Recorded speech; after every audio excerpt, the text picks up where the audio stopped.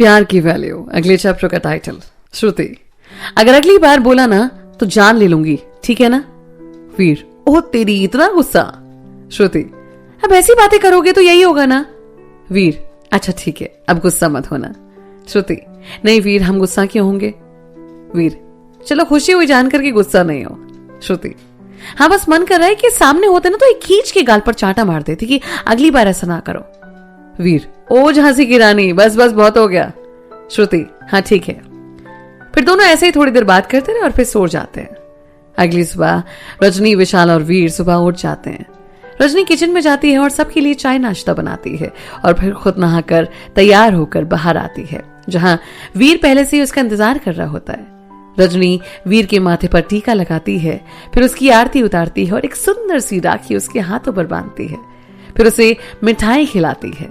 वीर सबसे पहले राखी को चूम कर माथे से लगा लेता है, फिर रजनी के और विशाल के पांव छूता है और दोनों उसे गले लगा लेते हैं। विशाल दोनों की कुछ फोटोज पहले ही खींच चुका होता है, जिससे वो सभी को सेंड कर देता है। उसके बाद सभी नाश्ता करने बैठ जाते हैं। विशाल, अगली बार जब आओगे तो वक्त निकाल कर आना। वीर, ठीक है विशाल। फिर विशाल और रजनी वीर को छोड़ने एयरपोर्ट जाते हैं। रजनी की आंखों में आंसू आ जाते हैं। वीर, दीदी रो मत, अगली बार जल्दी आएंगे हम। रजनी उसके गले लग जाती है और वीर फिर विशाल के गले लगकर अंदर चला जाता है। वहां से वो पटना की तरफ निकल पड़ता है। इधर साक्षी सुबह उठकर वीर को फोन करती है, पर उसका फोन नहीं लग रहा था। फिर वो रजनी दीदी को फोन करती है। साक्षी, दीदी कैसे हो आप? रजनी, ठीक हूं, तू बता। साक्षी, दीदी मैं भी ठीक हूं, वीर भैया से बात करवा दीजिए ना। रजनी, साक्षी वो सुबह राखी बंधवाकर घूमने निकल गया, आता है तो बात करवा देती हूँ। साक्षी उदास होते हुए, ठीक है दीदी, और फोन रख देती है। साक्षी चाची की गोद में सर रखकर लेट जाती है। वहीं वीर भी पटना उतर कर एयरपोर्ट से बाहर आता है और गांव के लिए निकल पड़ता है। वीर मन में, बस कुछ घंटों में तेरे पास आऊंगा साक्षी। इसी बीच उसका फोन बजता है तो वो फोन स्विच ऑफ कर देता है। इधर प्रीति, साक्षी खाना खा लो। साक्षी, जब तक भैया से बात नहीं होती मैं नहीं खाऊंगी। प्रीति, जिद नहीं करते साक्षी। साक्षी आंखों में आंसू लेकर बोली, नहीं चाची, जब तक भैया से बात नहीं होगी ना हम कुछ नहीं खाएंगे। प्रीति, दोनों भाई बहन एक जैसे ही हो, किसी की सुननी नहीं होती ना दोनों को। इधर वीर भी बस अभी सबसे खासकर साक्षी से मिलने को बेताब था। वीर भी अब बस के जल्दी पहुंचने का इंतजार कर रहा था। इधर रोहित पहले श्रुति और सुरभि से राखी बंधवाने जाता है और वहां काफी देर तक सबसे बातें करता रहता है। श्रुति, रोहित कविता से मिले? रोहित, नहीं मैं नहीं जा रहा। श्रुति, प्लीज जाओ रोहित। रोहित, ठीक है तू कह रही है तो जाता हूँ। कुछ देर में रोहित कविता के पास जाता है। कविता, रोहित खुशी हुई भाई को देखकर, एक तो नाराज है, दूसरा तो कम से कम आज के दिन भी नाराज नहीं है। रोहित, बहन से नाराजगी ज्यादा दिनों तक कहाँ रहती है। फिर कविता रोहित को राखी बांधती है और सब थोड़ी देर तक बैठकर बात करते हैं। इधर वीर भी शाम 4 बजे अपने गांव के बस स्टैंड पर पहुंच जाता है। उसी वक्त उसे उसका एक खास दोस्त दिखता है। वहां पर तो वो उसके साथ सिगरेट पीकर घर निकल जाता है। घर पहुंचकर दालान पर जैसे ही वो जाता है, बड़े पापा और राम उसे देखकर चौंक जाते हैं। वो चुप रहने का इशारा करता है और दोनों के पांव छूकर उन्हें प्रणाम करके गले लग जाता है। तीनों की आंखें नम थी। बड़े पापा आंसू साफ करते हुए, अंदर आ जाइए वीर, सुबह से बस रोए जा रही है साक्षी। वीर, जी बड़े पापा। अंदर प्रीति और बड़ी माँ कुछ बातें कर रहे थे। वीर उन्हें भी चुप रहने का इशारा करके दोनों से मिलता है। प्रीति, हमें तो विश्वास ही नहीं हो रहा कि आप हमारे सामने खड़े हो। वीर, हमने पिछली बार ही बोला था कि रक्षाबंधन पर साथ होंगे, पर इस पगली को हमारी बात पर यकीन ही नहीं था। कहाँ है ये?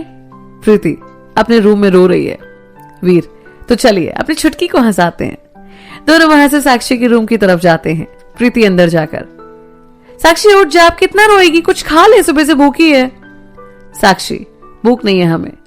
प्रीति, अब क्या कर सकते हैं साक्षी, हमारे वीर बदल गए हैं। साक्षी, अब मैं भी बात नहीं करूंगी उनसे। दीदी से मिलने गए, मुझसे बात तो कर लेते ना एक बार, फिर कहते हैं मुझसे प्यार करते हैं, झूठ बोलते हैं। वीर, अब इसे कैसे समझाएं कि इससे कितना प्यार करते हैं।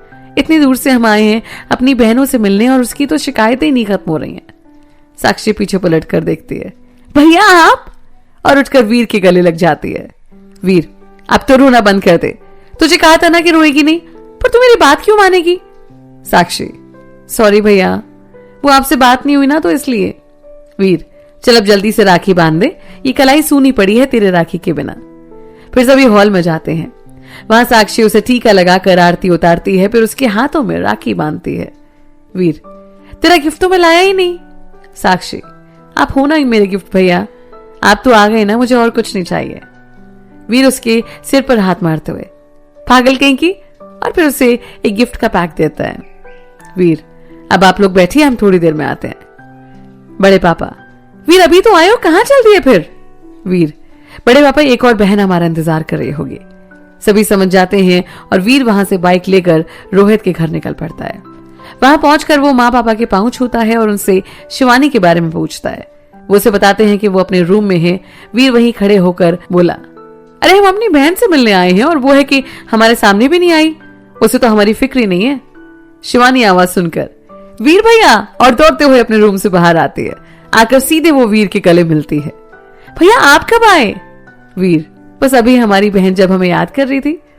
शिवानी फिर वीर को राखी बांधती है और वीर उसे गिफ्ट का पैक देता है जो उसने श्रुति की मदद से खरीदा था। सभी बैठकर वो थोड़ी देर बात करते हैं।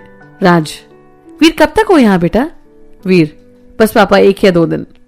माँ, मेरा बेटा आया नहीं कि उसे भागने की पड़ी है। पापा, उसके कॉलेज शुरू हो गए हैं, वो तो बहनों का प्यार उसे यहाँ खींच लाया, वरना हमें भी पता है वीर अपनी पढ़ाई के लिए कितना फोकस्ड है। वीर, जी पापा, बस बहुत दिन हो गए थे सबसे मिले तो इसलिए आ गए, पर जल्दी ही चले जाएंगे। फिर माँ सबके लिए चाय बनाकर लाती है और वीर भी चाय पीकर निकल जाता है। 2 दिन कैसे इन सबके संग बीत जाते हैं पता ही नहीं चलता। और फिर वीर सबसे विदा लेकर निकल पड़ता है दिल्ली की तरफ। तो ये भाई बहन का त्योहार तो सबके लिए यादगार बन गया, और हो भी क्यों ना, साक्षी और रजनी का प्यारा भाई वीर जो उनके साथ था।